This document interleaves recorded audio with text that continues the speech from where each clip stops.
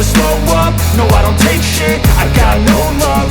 Todos tenemos en concordancia de que la clase 1B tiene mucho más potencial que la clase 1A de My Hero Academia, y es que sin contar a los 7 personajes protagonistas, el resto de los miembros de la clase 1A son débiles, tienen nerfeos tontos y la verdad es que muy y poco aportan, básicamente ni suman ni restan. En cambio los de la clase 1B, a simple vista y con una pequeña descripción de sus poderes ya te das cuenta de que los sujetos tienen mucho más potencial que casi toda la clase 1A junta, y hay que ser realistas. Si en el arco de la clase A contra la clase B, si la clase B no hubiese sido nerfeada o si la clase 1A no tuviera el guión de su lado, ellos habrían ganado por paliza, y la única batalla que habrían ganado es...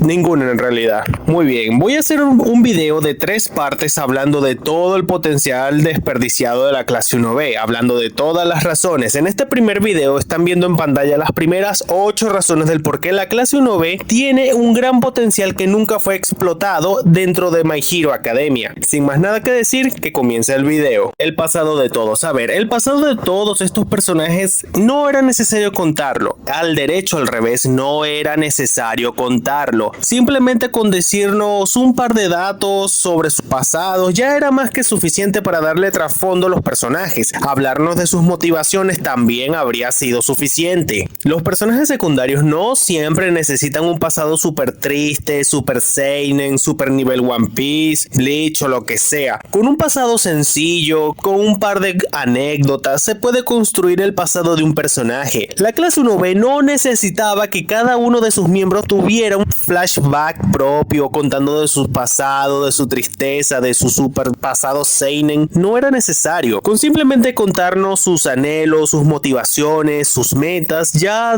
era más que suficiente para darle trasfondo a todos los personajes. El potencial de Kendo. Kendo es uno de los personajes femeninos de My Hero Academia que mucho potencial tenían para destacar. Este personaje aparecía poco, pero lo poco que aparecía se robaba pantalla completamente. Y es que ella tenía una actitud y una inteligencia y era más vistosa que la mayoría de las miembros de la clase 1A. Digo, se supone que esta chica en teoría iba a ser la rival de Yaoyorozu, pero esa rivalidad quedó completamente opacada y olvidada a lo largo de la historia. Nunca se trabajó bien, pero Kendo ha demostrado ser alguien inteligente, audaz, capaz de improvisar y con una buena inteligencia en tácticas de combate, porque se vio cuando ella tuvo una buena estrategia para tratar de derrotar a Yaoyorozu. Claro, esta se impuso ante su plan, pero al final Kendo terminó ganando, ya que esta, a pesar de todo, es físicamente más fuerte que Yaoyorozu, y Yaoyorozu creo que la subestimó un poco, ya que no sabía hasta dónde llegaba como tal la fuerza de Kendo. Por lo tanto, esto se podría considerar como un empate, pero Kendo era un personaje que tenía mucho potencial, ya que a pesar de que su don a simple vista no es la gran cosa, pero al menos es mejor que una cola, se le podía sacar mucho provecho, y es tal y como ella dice en el campamento: no importa qué don tengas, sino cómo lo uses. Ahora, utilizando esa filosofía de no importa qué don tengas, sino cómo lo uses, significa que esta chica no solamente era ingeniosa e inteligente, sino que ella sabía cuáles eran sus limitaciones y cómo podría explotar sus fortalezas. Está claro que ella pudo haber llegado muy lejos, y si hubiese tenido una participación más activa, como por ejemplo estar junto a Yaoyorozu planeando estrategias, habría sido bastante útil. Poner a las dos chicas más inteligentes a planear estrategias habría sido lo mejor para estas dos personajes. Digo, ambas pudieron haber liderado prácticamente a las dos clases para alguna estrategia importante. El potencial de Monoma. Monoma era sin duda uno de los personajes con el mayor potencial de crecimiento dentro de My Hero Academia, y eso es algo innegable. Monoma era sin duda alguna el personaje más fuerte y con el potencial más grande dentro de la clase 1B. Monoma empezó muy bien cuando fue presentado al inicio en el festival deportivo, enfrentándose a Bakugo, y con simplemente palabras lo humilló y dejó en ridículo a Bakugo con únicamente palabras. Ni siquiera tuvo que utilizar su don, algo que dejaba muy bien parado a Monoma a mi parecer. Pero después de eso el personaje fue rebajado a ser simplemente un payaso que decía que la clase 1B era mejor que la clase 1A, pero aquí hay un problema: sus compañeros no lo apoyaban, a pesar de que era cierto lo que Monoma decía, porque era cierto, no recibía el apoyo que él merecía. Y es que, a ver, si somos claros, dentro de cualquier academia o escuela, siempre va a existir rivalidad entre la clase A y la clase B, y todo siempre debe terminar en un nos vemos a la salida a las 3, lo típico. Pero uno de los problemas de Monoma dentro de My Hero Academia es que nadie lo apoyaba, a pesar de que él tenía la razón. Siempre tuvo la razón y no recibía el apoyo que se merecía. Pero Monoma era un personaje que tenía un potencial gigantesco. Se vio en la guerra final y se vio en el arco de la clase A contra la clase B y en el festival deportivo. Pero es que nunca se le dio la pantalla que merecía. Y es que, a ver, Monoma tenía un potencial bastante bueno y en la guerra final básicamente fue quien carrió la batalla contra Shigaraki. Monoma fue el héroe en la primera mitad de la batalla contra Shigaraki. Él tuvo más participación que el propio Bakugo. Ahora, lo que yo digo aquí, si esto se hubiese utilizado más como el hecho de que Monoma no hubiese quedado inconsciente cuando llegó el ejército de Twice, este pudo haber barrido el suelo con todo el ejército de Twice. ¿Se imaginan que fuera yendo copiando los dones de todos aquellos que tuviera alrededor para ir derrotando el ejército de Twice junto a Kaminari, Manga y la amiga de Nejire? Creo que habría sido algo bastante bueno, y no solamente eso, hasta pudo haber hecho equipo con Mirio, que también estaba ahí. Todo un potencial que nunca se aprovechó. El potencial de Tetsu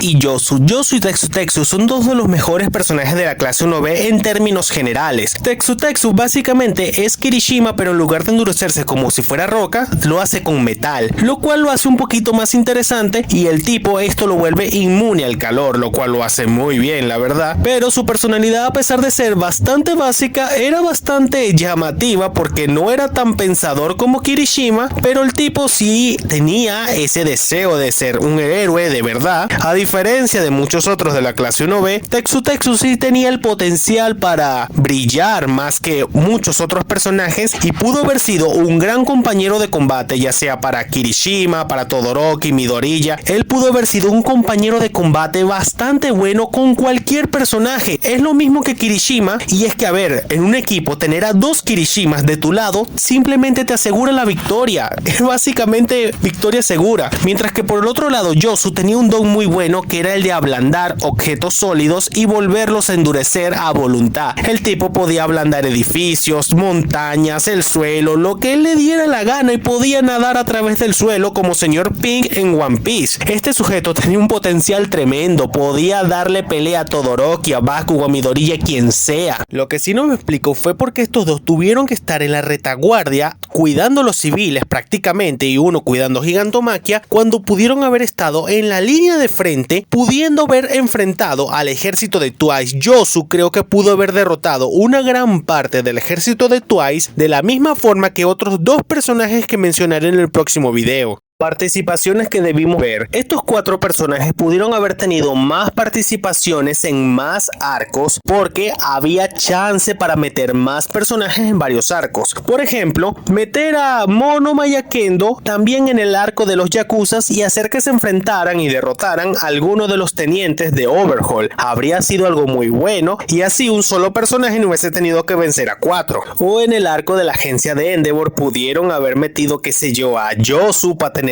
ahí también junto a Todoroki, Midoriya y Bakugo para ver cómo se desempeñaba con estos, o incluso a Monoma o también al mismo Tetsu.